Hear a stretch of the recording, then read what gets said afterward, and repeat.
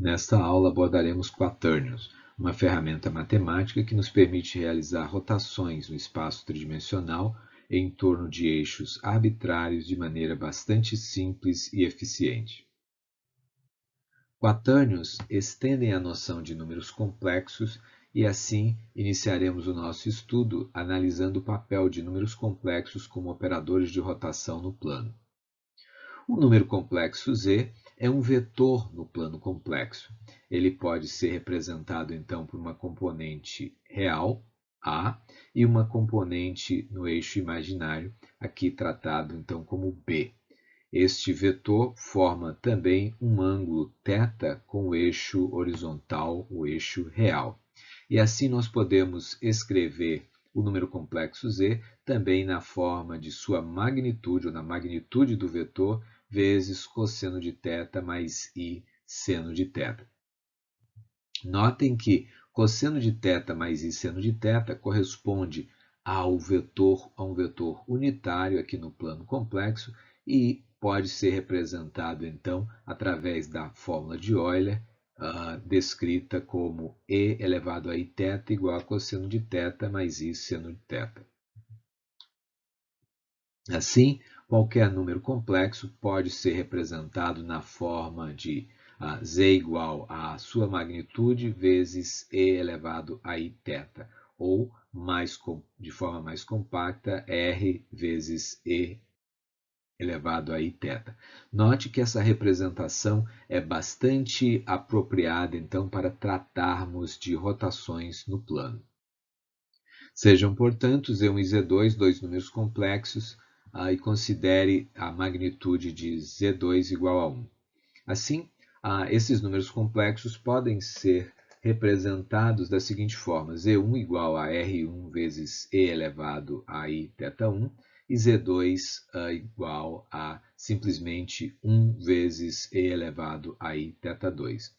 Estes vetores, ou esses números complexos, vetores no plano complexo, estão aqui representados. Então, Z1 formando um ângulo θ1 com o eixo real e Z2 formando um ângulo θ2 com também o eixo real. O produto Z1-Z2 ele rotaciona o vetor Z1, ou o número complexo Z1, no plano por θ2 graus.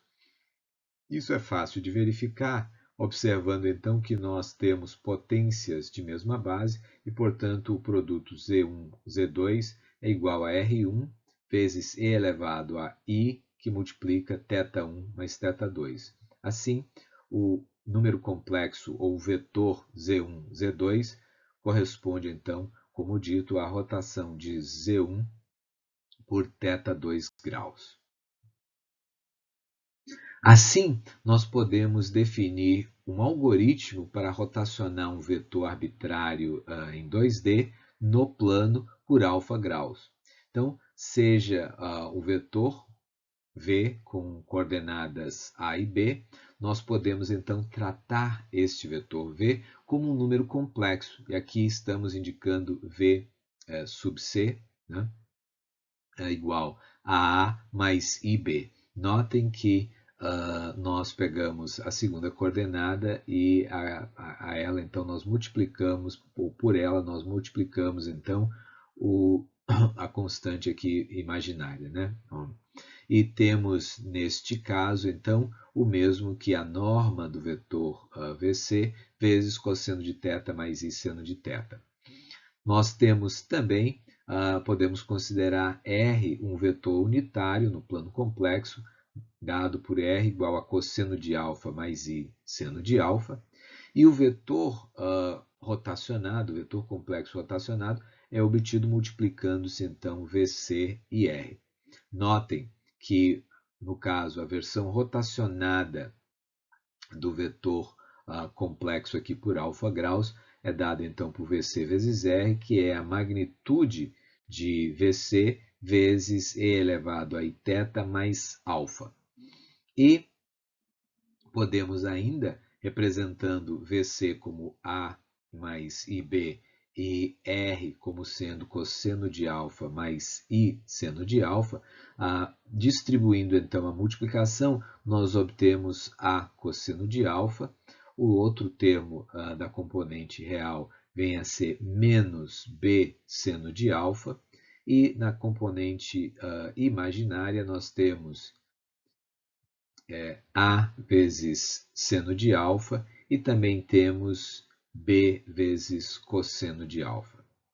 Notem, então, que o vetor rotacionado obtido no plano, ele pode ser recuperado, então, simplesmente descartando aqui o número I e pegando, então, as componentes, as duas componentes, A cosseno de θ menos B seno de alfa, desculpem, A cosseno de alfa menos B seno de alfa e A seno de alfa mais B cosseno de alfa.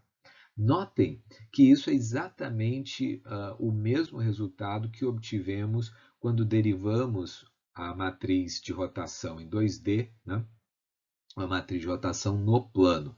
Vejam, nós temos aqui para a primeira componente do vetor rotacionado, A cosseno de alfa menos B seno de alfa, e para a segunda componente nós temos A seno de alfa e mais B cosseno de alfa.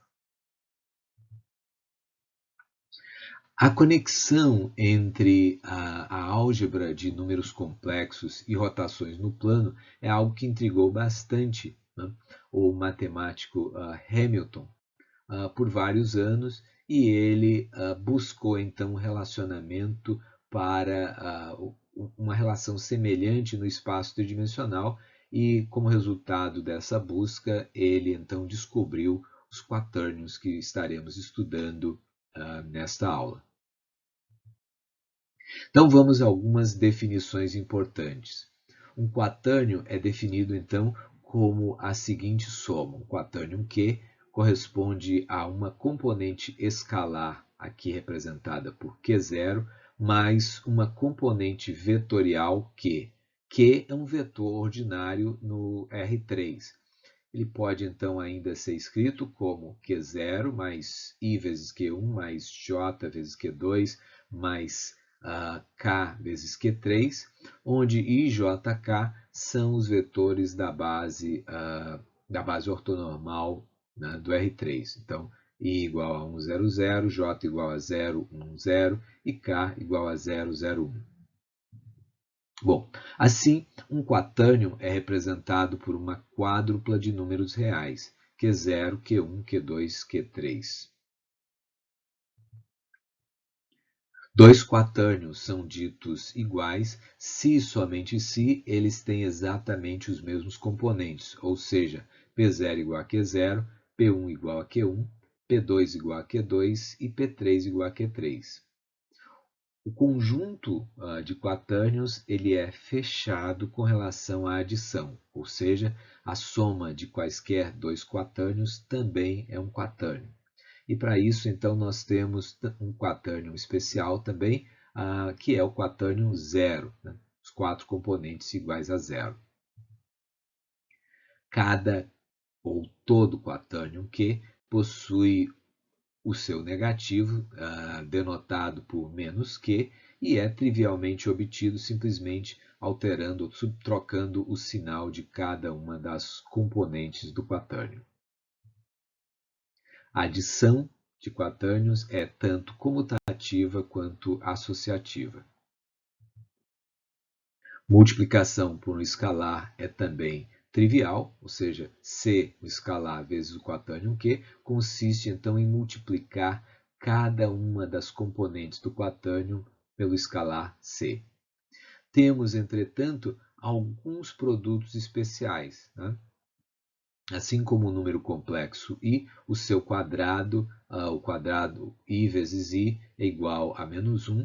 O mesmo vale para J, J ao quadrado igual a menos 1, K ao quadrado igual a menos 1 e JK, o produto, então, é igual a menos 1.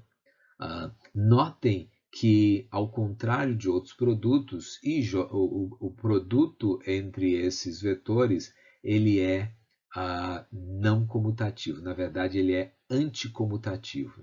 Então, o produto IJ igual a K é igual a menos o produto JI. De modo semelhante, JK igual a I igual a menos KJ e K vezes I igual a J, que é menos IK. Isso relembrando, então, a regra que nós apresentamos anteriormente, né? Uma aula anterior, onde nós temos, então, os vetores associados, então, I ao dedo indicador, J ao dedo médio e K ao polegar. Nós podemos, então, fazer as rotações nesse sentido aqui, usando a regra da mão direita. Então, temos I vezes J igual a K, J vezes K igual a I, e K vezes I igual a J. Naturalmente, se invertermos o sentido, mudamos, então, o sinal do resultado. O produto entre dois quatérnions P e Q é aqui representado. Notem, P então seria dado por P0 mais IP1 mais JP2 mais KP3 e Q igual a Q0 mais IQ1 mais JQ2 mais KQ3. E o produto, portanto, PQ é obtido multiplicando-se esses dois quatérnions. Podemos então distribuir essas multiplicações, né? Vamos lá. Aqui nós teremos então o produto P0, Q0. Naturalmente, P vai multiplicar todos os elementos, demais elementos, e estes aqui, Q1, Q2, Q3, representam então o vetor Q, a componente vetorial do quatérnio Q. Portanto, teremos P0 vezes o vetor Q. De modo semelhante, quando sairmos multiplicando esses elementos, eventualmente teremos multiplicado todos esses por Q0 e, portanto, teremos também Q0 vezes o vetor P, a componente vetorial P do quatérnio P. Temos ainda esses elementos distribuídos, ou seja, no momento em que multiplicarmos IP1 vezes IQ1, como I vezes I igual a menos 1, teremos menos P1 Q1. Teremos também, no caso de J, menos P2 Q2 e teremos menos P3 Q3. Isso fará, então, com que obtenhamos menos o produto escalar entre esses dois vetores, duas componentes vetoriais. Temos ainda os casos quando multiplicarmos I vezes J, sabemos que I vezes J igual a K. Também teremos o caso quando multiplicarmos K vezes I, teremos menos J, e assim teremos, ao distribuirmos todos os elementos e agruparmos os termos semelhantes, nós vamos obter para o produto entre dois quatérnions P e Q o seguinte resultado: P0, Q0, como adiantamos anteriormente, menos o produto escalar entre as duas componentes vetoriais, mais P0 vezes o vetor Q0, o vetor Q. Teremos também Q0 vezes o vetor P. E teremos aqui mais uma expressão que vem, vamos lá, J vezes K é igual a I, e neste caso teremos P vezes Q, P2 vezes Q3. Mas K vezes J é igual a menos I, e portanto teremos menos P3 Q2. E o mesmo vai acontecer para esses termos em J e K.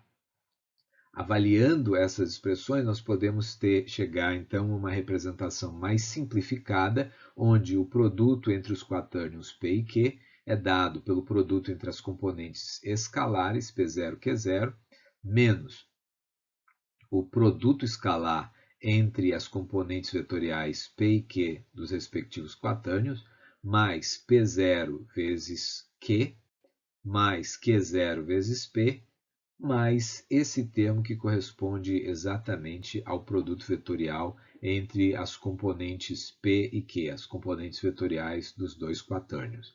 Então, notem que o produto de dois quatérnios, então, é bastante rico no sentido de que ele contempla tanto o produto entre escalares, produto escalar de vetores, produto de escalar com o vetor e produto vetorial.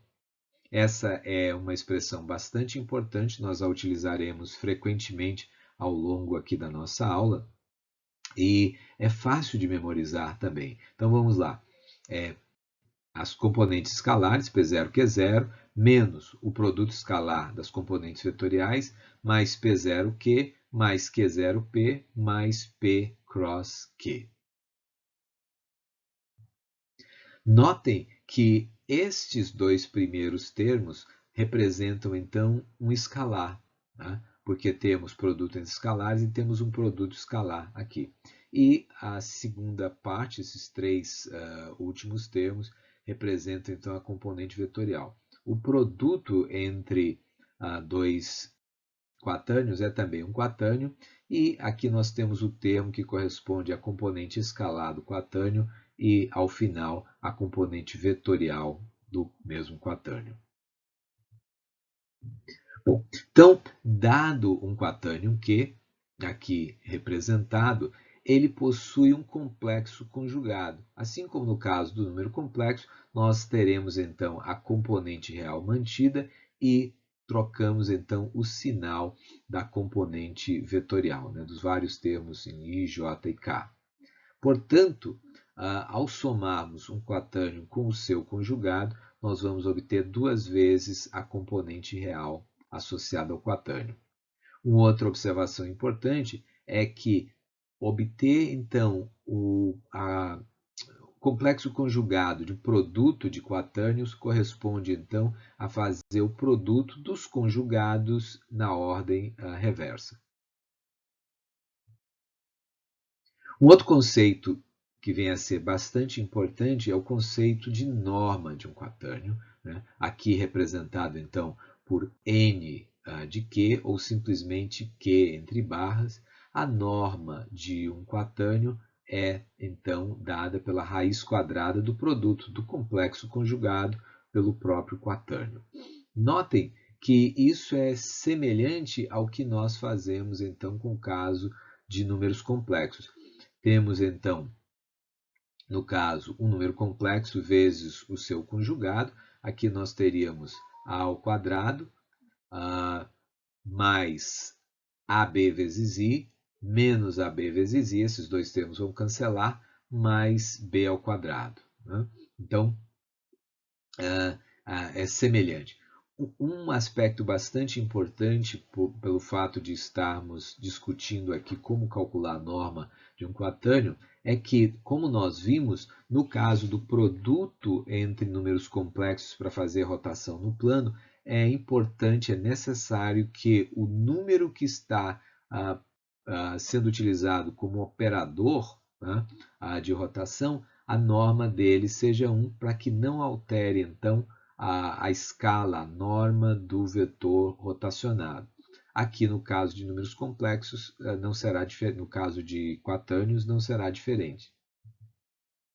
Então, vamos verificar esta propriedade. Então, vamos, quem sabe, elevar ao quadrado para eliminar a raiz. Nós teremos, então, que n ao quadrado de Q será igual ao quatânio conjugado vezes o próprio quatânio.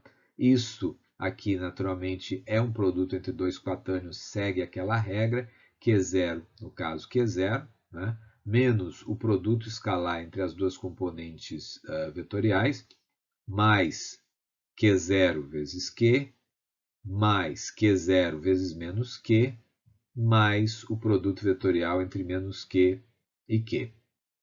Notem, então, que nós temos Q0, Q. Aqui nós temos a componente escalar, né, o produto escalar. Esses dois termos se cancelam e aqui nós temos o produto vetorial, que é igual a zero. E assim nós temos, portanto, Q0 vezes Q0 e aqui, então, Q1 ao quadrado mais Q2 ao quadrado mais Q3 ao quadrado, que é exatamente a norma quadrada do quatânio. Portanto, se nós extrairmos a raiz quadrada, nós teremos a norma, o valor da norma do quatânio. Um quatânio é dito unitário ou normalizado se a sua norma é igual a 1. Tá?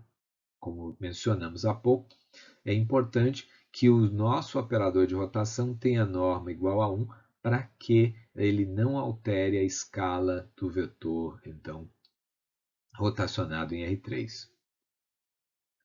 Ainda falando de norma, a norma do produto de dois quatânios P e Q o produto é igual ao produto das normas individuais, ou seja, N de PQ é igual a N de P vezes N de Q. Vamos novamente aqui considerar o quadrado, né, da norma para que possamos remover a raiz quadrada. Teremos, portanto, vamos lá, o complexo conjugado desse termo, né, vezes o próprio termo. Sabemos que o complexo conjugado desse produto vem a ser, então, a Q estrela, né, vezes P estrela, vezes P vezes Q. Note que P estrela vezes P é igual, então, à norma quadrada de P. E isso é um escalar, portanto, nós podemos deslocá-lo aqui para a esquerda e ficamos, então, com o produto Q estrela Q, que, por sua vez, também é a norma quadrada de Q. E, neste caso, podemos agora considerar, então, obter a norma do produto como sendo a raiz quadrada desse produto de normas quadradas, e isso pode ser reescrito desta forma, né, como o produto de duas raízes, e neste caso o que resulta então no produto das normas. Portanto, a norma do produto de dois quatânios é igual ao produto das normas dos mesmos quatânios. Bom, todo quatânio não zero possui uma inversa multiplicativa, né? Dado um quatânio Q, nós chamamos a sua inversa multiplicativa de Q elevado a menos 1. Portanto, Q elevado a menos 1 vezes Q é igual a Q vezes a sua inversa multiplicativa, que é igual a 1. Nós podemos agora imaginar pré ou pós-multiplicar este produto aqui por Q estrela, o complexo conjugado do quatânio. Nesse caso, nós teríamos que, visto que Q inversa vezes Q é igual a 1, então eu tanto posso multiplicar, né, à direita, ou seja, pós-multiplicar, como pré-multiplicar por Q estrela, e em ambos os casos teremos então Q estrela. Isso é importante, essa expressão ela é importante, porque nós já sabemos que Q vezes Q estrela é igual à norma quadrada de Q. E assim, nós podemos então obter o valor da inversa multiplicativa simplesmente dividindo, né, os dois lados aqui da nossa equação pela norma quadrada de Q. E assim, então, a inversa multiplicativa de um quatânio Q é dado, então, pelo seu complexo conjugado dividido pelo quadrado da norma do quatânio, que também pode ser escrito de maneira mais compacta como Q estrela dividido por Q entre barras elevado ao quadrado, né? Norma ao quadrado. Bem, no contexto do R3, quando estudamos transformações geométricas, nós vimos que um operador de rotação em R3 podia ser representado por uma matriz ortogonal, né, 3×3, com determinante mais 1, né, ou seja, ela não escala, então, os elementos transformados. Bom, uma tal matriz de rotação é um operador no R3 e os quatânios são, então, uma forma alternativa de rotação para o R3. Né? Quatânios são tratados aqui, então, como operadores de rotação em R3. Uma pergunta natural é a seguinte: dado que um quatânio é uma entidade que habita o R4, como então ele poderia operar sobre vetores no R3, né, que são estruturas que se encontram no espaço de dimensionalidade mais baixa? Bem, a resposta para isso é bastante simples. Primeiro, nós podemos então enxergar ou perceber um vetor V pertencente ao R3 como um quatânio que, né, portanto, um objeto, um habitante do R4, cuja componente escalar é zero. Aos quatânios cuja componente escalar cujas componentes escalar são iguais a zero, nós chamamos de quatânions puros. E assim nós percebemos imediatamente dois pontos importantes. O primeiro é que o conjunto dos quatânions puros é um subconjunto de todos os quatânions, naturalmente, mas mais importante é que existe um mapeamento de 1 para 1 entre os vetores no R3 e o conjunto dos quatânions puros, ou seja, dado um vetor V pertencente ao R3, tudo que a gente precisa fazer é concatená-lo então com uma componente escalar igual a zero, e assim obtemos um quatânio que pertence então ao conjunto dos quatânions puros. Notem, essa relação, esse mapeamento de 1 para 1 é que vai nos permitir, então, fazer rotações de vetores utilizando quatânios, porque não estaremos utilizando quatânios para operar no R3, mas estaremos promovendo vetores no R3 para o R4 na forma de quatânios, simplesmente acrescentando, então, uma componente escalar zero e assim fazendo a operação. Uma vez rotacionado, nós removemos a componente escalar e, digamos assim, fazemos o rebaixamento do quatânion puro para um vetor no R3. Bom, a pergunta agora que fica é, dado que nós tivemos, então, operações de rotação no plano, fazendo a multiplicação entre dois vetores, dois números complexos, se nós multiplicarmos, então, um quatânion Q por um vetor V que foi promovido a quatânion puro, nós estaremos obtendo imediatamente a rotação daquele vetor, ou quatânion puro? Então, vamos ver. Temos aqui a seguinte representação e temos agora, então, o produto QV, onde Q é um quatânion e V é um quatânion puro. Notem que vamos aplicar, então, a nossa regra de multiplicação. Temos Q0, V0, que é igual a zero. Nós temos menos Q dot V. Nós temos Q0 vezes V. Nós temos Q vezes zero. E nós temos Q cross V. Notem que o quatânion resultante, ele possui aqui uma componente escalar e possui uma componente vetorial. Por possuir uma componente escalar, este quatânion não é puro e, portanto, não pode ser utilizado no mapeamento para retornar, então, para o R3. Certo? Então, veja bem, este produto QV, ele resultará em um quatânion puro apenas quando o produto escalar QV vier a ser zero, ou seja, quando os dois vetores forem ortogonais ou perpendiculares. Isso não vale, então, para o caso geral e, portanto, nós, infelizmente, não podemos fazer rotação ou produto de quatânion, rotação através de produto de quatânion, simplesmente utilizando QV. Nós precisamos de um tipo diferente de produto para permitir, então, a rotação de vetores em R3. Lembrem, notem que é preciso que o vetor resultante, ou quatânion resultante, melhor dizendo, seja um quatânion puro para que a gente possa, então, transformá-lo de volta imediatamente em um vetor no R3. Bem, ocorre que, muito embora o produto QV não produza um quatânion puro, os produtos QV, Q asterisco, e Q asterisco ou estrela, né? Q estrela, V, Q, esses produtos sim produzem quatânions puros. E nós vamos nos referir a estes produtos como produtos sanduíches, né? Notem, nós temos aqui Q, V e Q estrela. Então, produto sanduíche.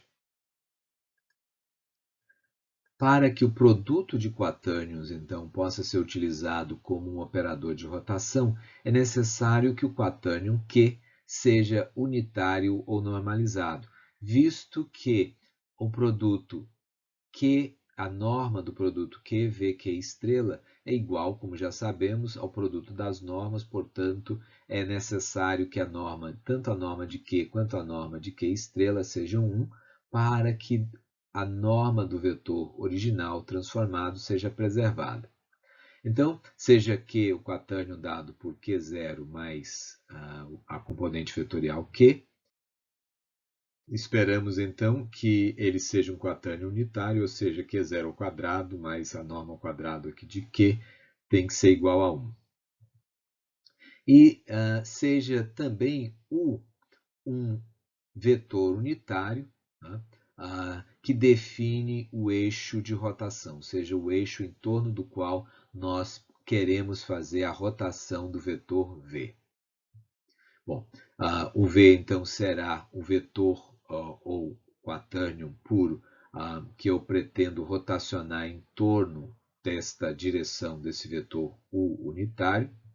Nós podemos agora imaginar a seguinte situação, né? Desde que o vetor V e o vetor U não sejam paralelos, eles vão definir então um plano π.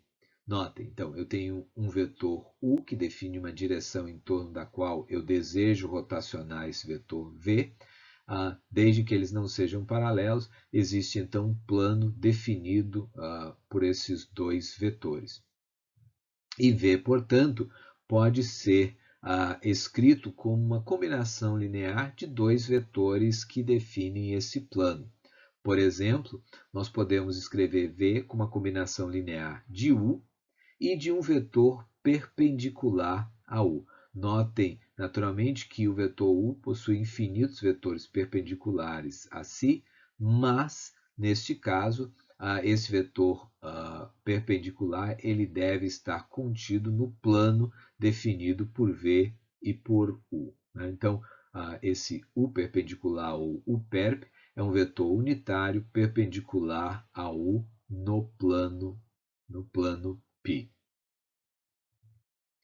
Com isso, então, nós podemos escrever, como já dissemos, V como uma combinação linear dos vetores U e U perp, né? Cada um escalado, então, por uma constante correspondente.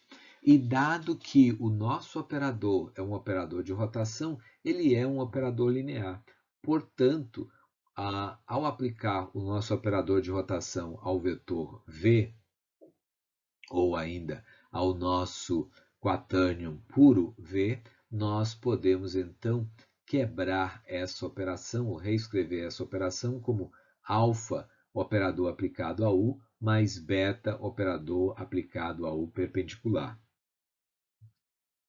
Notem que, como nós estamos fazendo a rotação em torno de U, a componente na direção de U ela não será alterada. E, portanto, aqui um fato extremamente importante para nós, do ponto de vista prático, é que essa rotação será aplicada apenas à componente de V na direção U perpendicular. Então, sabemos já de antemão que este resultado deverá ser igual a alfa vezes U, ou seja, a componente U é completamente preservada, mas uma rotação aplicada eventualmente à componente perpendicular do vetor V, né? a componente de U perp do vetor V. Então, vamos lá. A rotação, então, a gente sabe que ela vai acontecer num plano que é perpendicular ao vetor U. Né? Estou fazendo uma rotação em torno daquele vetor U. A componente na direção daquele vetor não se altera, visto que a gente expressou V como uma combinação linear de U e U perpendicular. Esta componente não se altera e temos, então, que a rotação acontecerá num plano que é, portanto, perpendicular a U e é definido, então, pelo vetor U perp e um outro vetor que é perpendicular a ambos, esse vetor U produto vetorial U perpendicular. Mais adiante, nós estaremos rebatizando esse vetor U cross U perpendicular de N para simplificar, então, a nossa notação. Notem que, ao rotacionar o vetor, a componente U perpendicular, de θ graus neste plano, nós vamos ter esta componente perpendicular, definida então como cosseno de θ vezes o perpendicular, mais seno de θ vezes o outro vetor, né? U cross o perpendicular. Então, vamos lembrar que o nosso quaternio Q, através de um produto, vai definir então o operador de rotação. Isso aqui falamos há pouco. E também mencionamos que a componente rotacionada na direção perpendicular por θ graus é dada então por esta expressão. Bom, é importante observar ou lembrá-los de que para qualquer ângulo θ nós temos a seguinte identidade trigonométrica: cosseno ao quadrado de θ mais seno ao quadrado de θ igual a 1. Notem que esta observação ela é bastante importante, porque nós podemos agora comparar essa identidade com o requisito que nós temos para o vetor, um quaternio unitário, né? Então, nós temos um termo ao quadrado mais outro termo ao quadrado igual a 1. E isso a gente observa, então, que cosseno ao quadrado de θ mais seno ao quadrado de θ também é 1. Isso nos permite definir, então, por exemplo, afirmar algo como Q0 ao quadrado igual a cosseno ao quadrado de θ e dizer também que a norma ao quadrado de Q deve ser igual ao seno ao quadrado de θ. Bem, com isso, nós encontramos um mecanismo também interessante de codificar no quaternio que nós estamos construindo o valor do ângulo para o qual nós estamos interessados em rotacionar, né? Então vamos lá. Dado aqui um certo ângulo θ, que define então este vetor unitário do círculo trigonométrico, nós temos então a possibilidade agora de dizer o seguinte: olha, a componente escalar do meu quaternio corresponde a cosseno de θ e a norma da componente vetorial corresponde a seno de θ, né? Na verdade, o valor de seno de θ avaliado aqui nesse primeiro quadrante, um valor positivo. Então, com base nisso, nós podemos agora até imaginar o vetor Q, que sabemos que a sua norma deve ser igual a seno de θ, então corresponde a esta altura, mas quando a gente pega essa altura e projeta e alinha aqui então com a direção deste vetor unitário, nós temos então o vetor Q com uma norma dada por seno de θ. Bom, voltemos então ao caso do nosso vetor unitário U, né, que representa a direção em torno da qual nós queremos rotacionar, ou seja, ele corresponde à direção também do vetor Q, né, do quaternio, a componente vetorial do quaternio. Nós podemos aqui dizer o seguinte: U é um vetor unitário, portanto, a componente vetorial do quaternio dividido pela sua norma, e a gente já sabe que a norma do quaternio é igual a seno de θ, portanto, nós obtemos aqui a seguinte relação de extrema importância: Q é igual a U seno de θ. Já sabíamos então que Q0 seria igual a cosseno de θ, e ao fazermos Q igual a U seno de θ, nós garantimos então que esse quaternio será então unitário. Vamos lá, mais uma vez. Temos aqui o vetor unitário U definindo a direção, temos as componentes aqui, né, do vetor Q, né, aqui indicadas. Essas são as projeções do vetor U, né, e temos então cosseno de θ igual a Q0, e nós temos novamente a indicação do vetor Q, correspondendo então a U, né, vetor unitário, vezes o seno de θ.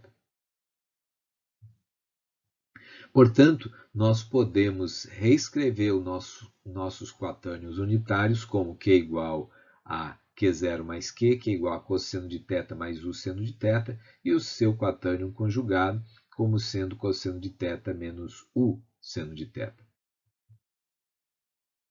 Bem, o que nós temos até agora? Nós temos ou sabemos que o produto sanduíche QV, Q estrela, gera um quatânion puro, ou pelo menos assim nos foi dito, né? Nós precisamos então ainda verificar isso. Bom, sabemos que se a norma do quatânion é unitária, então a norma do produto é igual à norma do quatânion puro, ou do vetor que queremos rotacionar.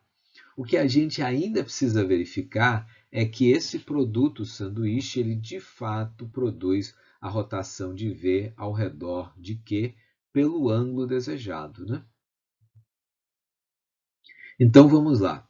Seja L de Q aplicado a V, o nosso operador de quatânion, nosso operador de rotação, nós sabemos então que nós temos um quatânion Q, que deve ser aplicado ao vetor V pertencente ao R3. Para isso, nós vamos promover o vetor a um quatânion, a condição de um quatânion puro, e vamos então definir o nosso operador aplicado ao vetor dessa forma: Q mais 0, Q vezes 0 mais V vezes Q estrela, e sabemos, repito, como é um operador de rotação, esse é um operador linear.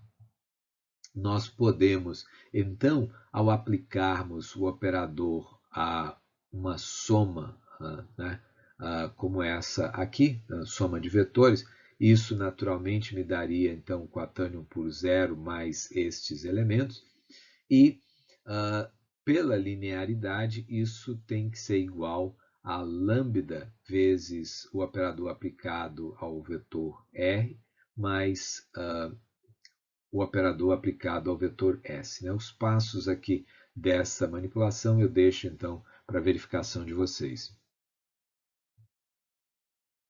Voltando então ao fato de que V é representado como uma combinação linear de U e U perpendicular, e que nós temos então Q como quatânion unitário, U perp então sendo um vetor perpendicular a U. Nós, mais uma vez, lembrando que trata-se de um operador linear, nós podemos agora, então, escrever novamente este produto, essa rotação, do seguinte modo. E sabemos que, como a rotação está acontecendo em torno de U, não haverá, então, alteração na componente, nas coordenadas associadas à componente do vetor na direção U. Acontecerá sim uma rotação da componente na direção U perpendicular. Né? Conforme já dissemos, a rotação ocorrerá apenas na componente U perpendicular. Então, considerando isso e tendo uma rotação do vetor U perpendicular por θ graus em torno de U, nós esperamos obter essa componente aqui de U perpendicular, dada então, uma vez rotacionado por θ graus, dado por cosseno de θ vezes U perp, mais seno de θ vezes aquele vetor lá, U cross U perpendicular. É hora então de renomearmos, para simplificar nossa notação, este produto vetorial aqui para simplesmente o vetor N, né? Também é um vetor unitário. Então, considerando agora que nós temos o vetor U perpendicular, nós temos aqui o vetor N, que é perpendicular ao perp. Notem que o vetor U ele é perpendicular a ambos. Ele estaria aqui, então, saindo ou entrando, dependendo de como a gente quiser considerar isso aí, do plano da tela.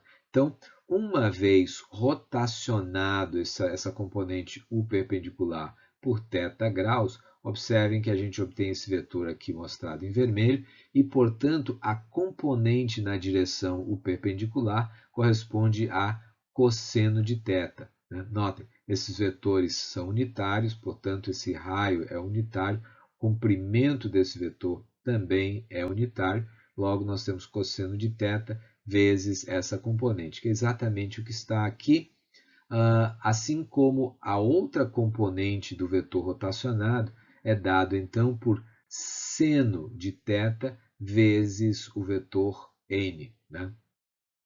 E isso aqui então explica de onde nós tiramos, ou de onde saiu então essa expressão para a rotação dessa componente perpendicular por θ graus.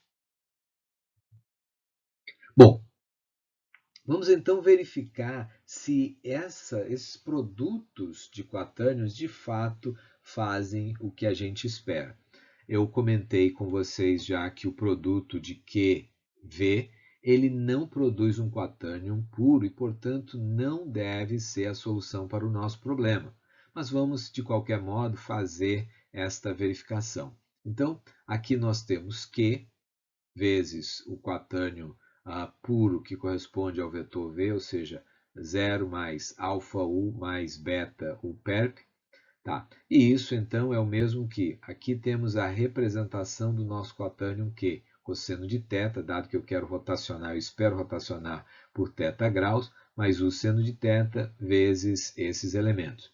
Notem aqui que nós podemos distribuir, né, por conta da linearidade. Então, nós podemos distribuir o produto desse quatânion por um quatânion puro dado por 0 mais αU, e um outro 0 mais βU perpendicular.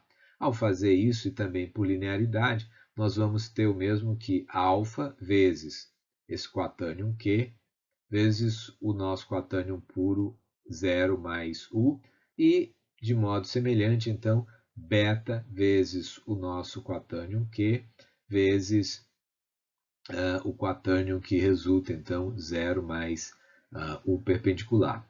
Bem, nós podemos, então, prosseguir fazendo a multiplicação termo a termo, ou podemos seguir também a nossa regra de multiplicação de quatânios. Né? Os dois resultados são exatamente iguais. Lembrem, inclusive, que nós obtivemos a nossa regra de produto de quatânios fazendo, então, a distribuição dos produtos aí dos vários componentes. Notem que aqui nós teríamos o seguinte, componente escalar vezes componente escalar, é zero. Depois nós teríamos menos o produto escalar das componentes vetoriais. Nesse caso, nós teríamos menos aqui, então, U vezes U, esse é um vetor unitário, esse é um vetor unitário, a norma quadrada dele aqui é igual a 1, então menos seno de θ. Nós temos agora cosseno de θU, nós temos 0 vezes U seno de θ, e nós teríamos então o produto vetorial U escalado aqui por seno vezes, cross U, que é também 0. Então, sobra esse termo, e o outro termo, então, é semelhante. Eu deixo como exercício para vocês, então, fazerem a verificação. Bom, observem que o resultado desse produto tem duas componentes. Uma componente que faz justamente a rotação esperada para a componente U perpendicular. Lembrem que a gente tinha, então, beta vezes cosseno de θ U perpendicular, mais o seno de θ vezes o nosso vetor n. Né? Então, isso aqui está ok, né? Como esperado, como desejado. Entretanto, a nossa outra componente tem um elemento aqui, tem uma componente que é escalar apenas, tá? E, portanto, não se trata de um quatânion puro, não poderia, como nós falamos no caso geral, então não retorna um quatânion puro e, portanto, não poderia ser utilizado para rotação.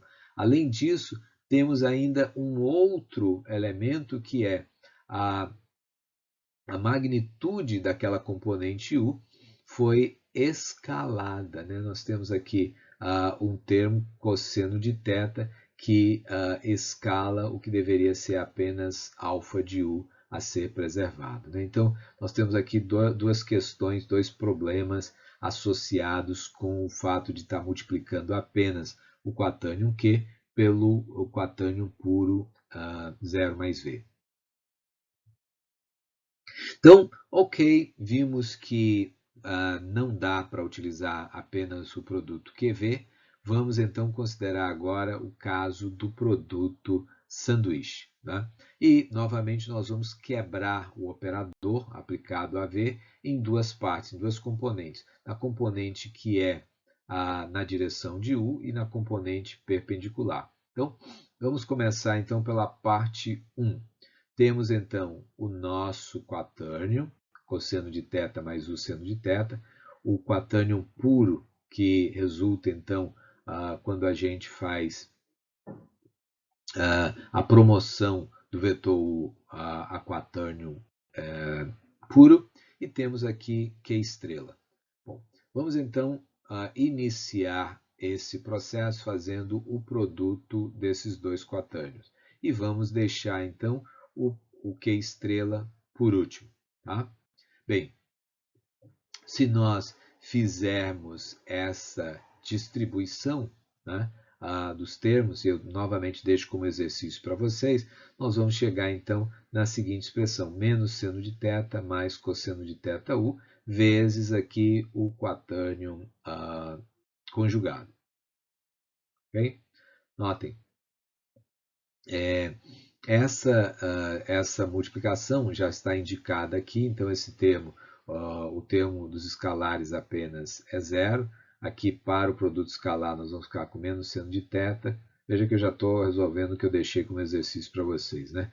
A componente cosseno de θ u, aqui zero seno de θ u some, e seno de θ vezes o produto vetorial entre o vetor e ele mesmo, isso também é zero. Tá? Ok, então notem que ao observarmos o que obtivemos nesse momento, temos ainda aqui um vetor que não é um quatânium puro, um quatânio, melhor dizendo, um quatânio que não é puro, mas ainda falta a multiplicação por Q estrela. Então nós vamos fazer isso, e ao multiplicarmos, nós temos a seguinte situação, né? Os termos escalares aqui multiplicados, menos o produto escalar de cosseno de θu vezes menos seno de θu vezes u, ou simplesmente deixando o menos aqui no vetor. Temos então menos seno vezes esta componente, cosseno vezes a componente vetorial, e temos ainda o produto vetorial entre u e menos u, né, com seus respectivos escalares, mas naturalmente isso aqui vai desaparecer. O que nós temos então é a situação em que este produto escalar é igual a menos 1, torna esse sinal positivo. Nós temos aqui menos seno cosseno, então tudo isso aqui some. Nós passamos a ter agora seno ao quadrado de θu e temos cosseno ao quadrado de θu. Podemos colocar u em evidência, obtendo então a partir dessa identidade trigonométrica apenas u, o que nos mostra que o operador de rotação aplicado a componente na direção U preserva exatamente aquela direção. Notem que aqui nós tínhamos alfa vezes o operador, mas neste caso nós avaliamos apenas o operador. Naturalmente, alfa vezes o operador resultaria então em alfa U. Então, a primeira parte foi verificada, né? Se comporta como desejado, como esperado. Vamos ver então a parte 2. A propósito, né? Trata-se de um quatânium puro, naturalmente. Vamos considerar então a parte 2. Nós temos o perp e, de novo, deixei o beta, né, o fator de escala, de fora.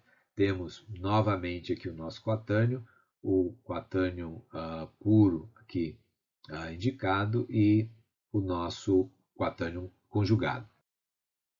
Seguindo a mesma estratégia, teremos então cosseno de θ U perpendicular mais seno de θ U cross o perpendicular vezes o quatânio conjugado. E se então multiplicarmos esses dois elementos aí, esses dois quatânios, nós vamos obter a seguinte situação. Num primeiro momento, tá, ao tratar dessa componente perpendicular, nós temos aqui um quatânio que ele sim, né, um quatânio puro, não tem nenhuma componente escalar, e vejam que ele faz a rotação em torno de U perp como a gente esperaria, né, cosseno de θ, e aqui o seno de θ vezes o vetor n. Tá? Mas ainda falta multiplicar pelo quatânio conjugado. Então, vamos fazer isso. Bom, aqui tem todo o desenvolvimento para que vocês acompanhem e verifiquem. E, ao final dessa expressão, nós nos deparamos com cosseno de 2θ U perpendicular mais seno de 2θ U cross U perpendicular. Notem que nós acabamos obtendo não uma rotação, veja, a rotação, a componente do vetor rotacionado na direção de U está perfeita. Aqui, entretanto, nós esperaríamos uma componente descrita com cosseno de θ, U perpendicular, mais seno de θ, n. E obtivemos, na verdade, cosseno de 2θ e seno de 2θ. O que isso está nos dizendo é que o produto pelo quatânio conjugado, ele resultou, então, em uma rotação de θ graus, uma rotação adicional de θ graus. Tá? Mas notem que o quatânio resultante é um quatânio puro. E como o primeiro termo também resultou num quatânio puro, ambos, a soma de ambos, então, corresponde a um quatânio puro. Notem, então, que a rotação foi de 2θ ao invés de apenas θ graus. Mas a gente pode, então, simplesmente, quando quiser fazer uma rotação de θ graus, indicar, ao invés de θ, θ sobre 2, e assim obteremos o resultado, a rotação pelo ângulo desejado. Então, reforçando, nós obtivemos, então, ao rotacionarmos a componente U perpendicular, uma rotação pelo dobro do ângulo pretendido. Né? Isso quer dizer o seguinte, obtivemos o vetor U perpendicular, rotacionado agora para a posição aqui indicada pelo vetor M, e temos, então, um ângulo de 2θ ao invés de simplesmente θ graus.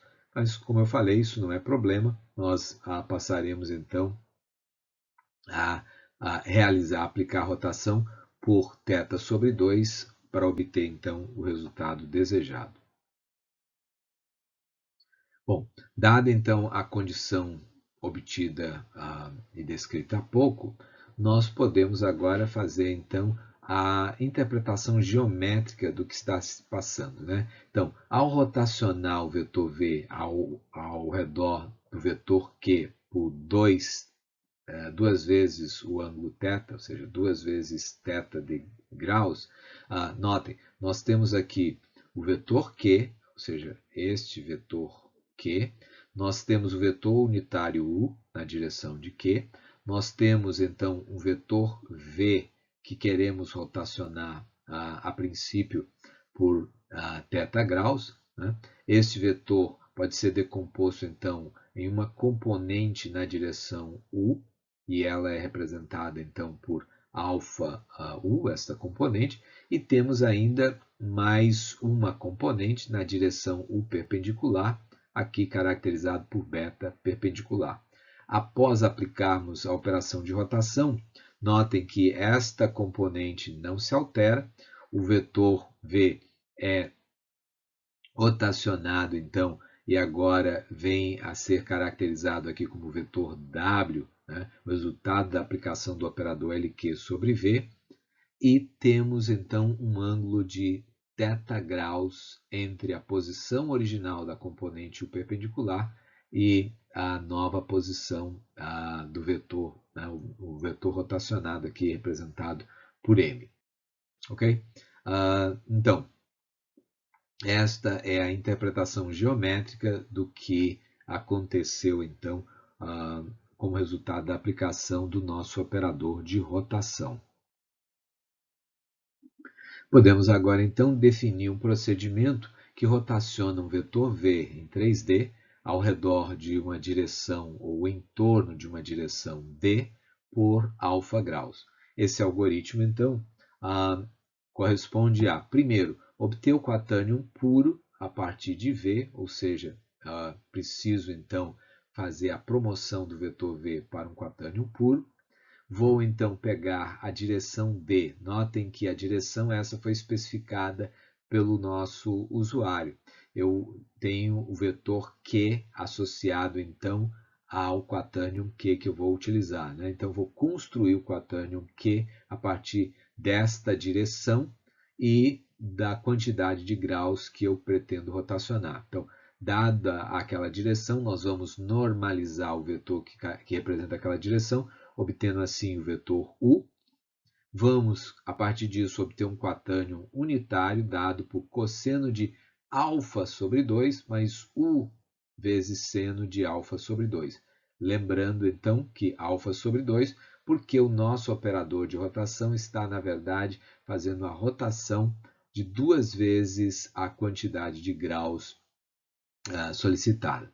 Bem, após aplicar o produto QV, Q estrela, nós vamos obter um quatânion puro, né, que contém, então, na sua componente vetorial, o vetor rotacionado. Então, esse vetor rotacionado é a porção vetorial V' do quatânion puro resultante. De modo a poder integrar esse resultado no nosso pipeline, vamos então buscar uma representação matricial para esse operador. Tá? Então, lembrando, temos o nosso operador QV, Q estrela, onde Q corresponde a um quatânion unitário, V é o vetor que eu quero rotacionar, mas nós vamos aqui fazer então uma derivação ainda considerando um quatânion arbitrário e não apenas um quatânion puro. Né? Então, a derivação que nós faremos, ela se aplica a qualquer quatânion, naturalmente, inclusive aos quatânions puros que nós estaremos utilizando no contexto, então, do nosso pipeline. Lembrando aqui mais uma vez a expressão do produto entre quatânions QV e lembrando ainda que o produto vetorial pode ser representado como determinante de uma matriz 3x3 e é caracterizado então por essa expressão. Então vamos lá. Lembrando a expressão do produto entre dois quatânions, nós vamos construir uma representação matricial, mas faremos isso por partes, ou seja, para facilitar então a visualização e o entendimento desta representação, eu quebrei então este produto como a soma de dois produtos de matrizes por vetores, né? Então, um e outro. Então, vamos lá. Eu preciso, então, obter esta componente escalar. Notem que, a propósito, nós temos aqui a componente vetorial do quatânion V, né? E aqui a componente escalar. Então, novamente, componente vetorial e a componente escalar aqui embaixo. Vamos lá. Ao colocar Q0 nesta posição, nós vamos obter, num determinado momento, Q0, V0. E, para obter o produto escalar, né, com o sinal trocado, então nós temos menos Q1, menos Q2, menos Q3, que vem então a multiplicar essas três componentes. Notem que os dois termos juntos formam a componente escalar do quatânion resultante. Logo, esta última linha, que vai corresponder também à componente escalar do quatânion resultante, será então o termo obtido por esses dois elementos aqui. Bem, precisamos ter Q0 vezes V, colocando Q0 na diagonal, obteremos então Q0V1, Q0V2, Q0V3. Bem, precisamos agora de V0 vezes Q. Bom, o vetor Q, uma vez colocado aqui nesta quarta coluna, todos esses elementos estarão multiplicando V0. Então, com isso, então, nós obtemos esses quatro primeiros componentes do produto entre quatânios. Falta agora o produto vetorial. Vamos lembrar aqui a expressão para o produto vetorial. Né? Temos então Q2 vezes V3 menos Q3 vezes V2 para a primeira componente aqui do nosso quatânio, né? A primeira componente vetorial do nosso quatânio. Temos neste caso então vamos lá, Q2 vezes V3 positivo menos Q3 vezes V2 na primeira componente. Na segunda componente teremos Q3V1 menos Q1V3 e teremos por fim então Q1V2 menos Q2V1. E, naturalmente, aqui não resulta componente escalar, nós já havíamos computado completamente na primeira matriz, né, no primeiro produto. Notem que aqui nós temos alguns termos em zero e esses, na segunda matriz, são exatamente os elementos que aparecem aqui como não zero nesta segunda matriz, né? E os elementos aqui ocupados, eles aparecem todos em zero na segunda matriz. Portanto, ao somar esses dois resultados, nós estaremos obtendo a seguinte matriz, simplesmente populando esses valores aqui aonde aparece zero na primeira matriz. Okay? Temos então uma expressão para o produto entre dois quatânios. E notem aqui dois quatânios arbitrários Q e V. Bom, podemos também considerar o produto V Q estrela, ou seja, mais uma vez um quatânio arbitrário e um outro quatânio arbitrário, mas com o seu conjugado. Lembrando que o que muda no quatânio conjugado é o sinal da componente vetorial. Este camarada, então, pode ser obtido simplesmente onde tínhamos o termo Q, vamos colocar menos Q, novamente aqui menos Q, e temos menos Q também no termo do produto vetorial. Bom, notem que aqui o sinal vai se tornar positivo, neste caso o sinal vai se tornar negativo, e aqui o sinal se tornaria negativo também.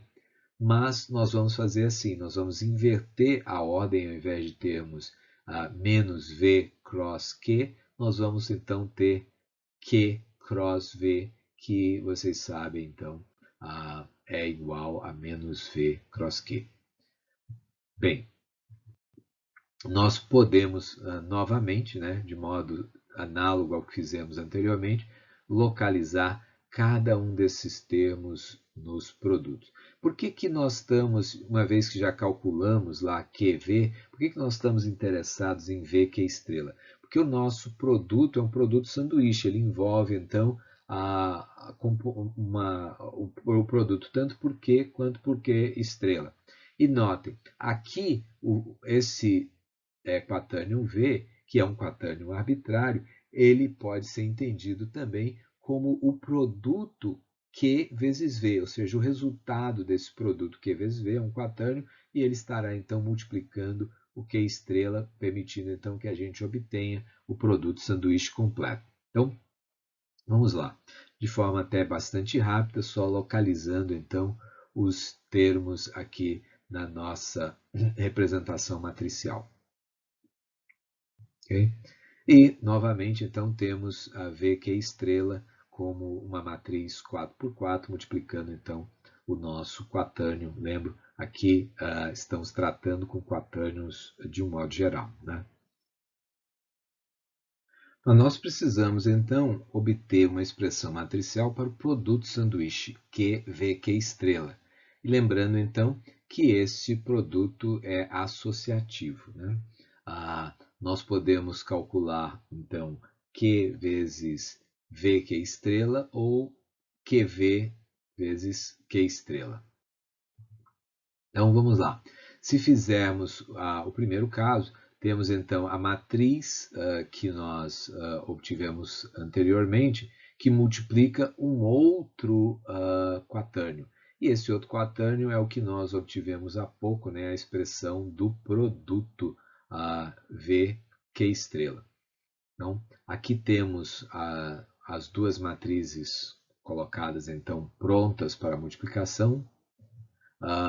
Temos, portanto, aqui abaixo a outra condição, né? Onde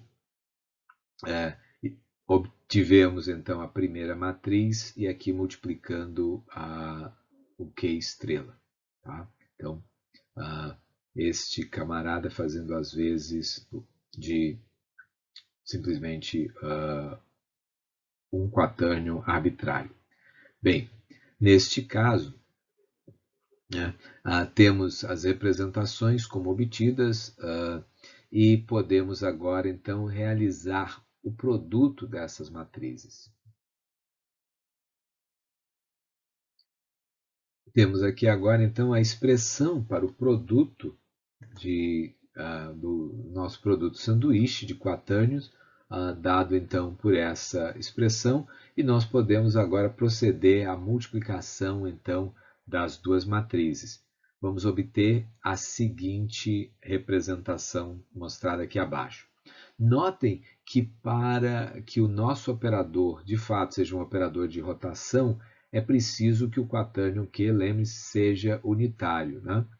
Em sendo unitário, isso implica que temos aqui o quadrado da norma e, portanto, que esta deverá necessariamente ser igual a 1 se este for um operador de rotação.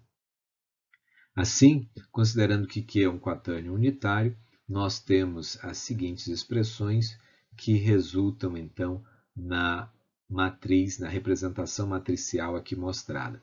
Notem que nada foi dito sobre o quaternio V. Ele é um quaternio arbitrário. Notem, nós dissemos que o quaternio Q é um quaternio unitário. Isso precisa ser observado para que nós tenhamos então um operador de rotação. Entretanto, esse quaternio é arbitrário, o quaternio V. Ele pode ser eventualmente até quaternio unitário ou puro, mas é um quaternio em geral. Uma outra observação que nós podemos fazer é a de que a componente escalar desse quaternio ela é preservada por esse produto.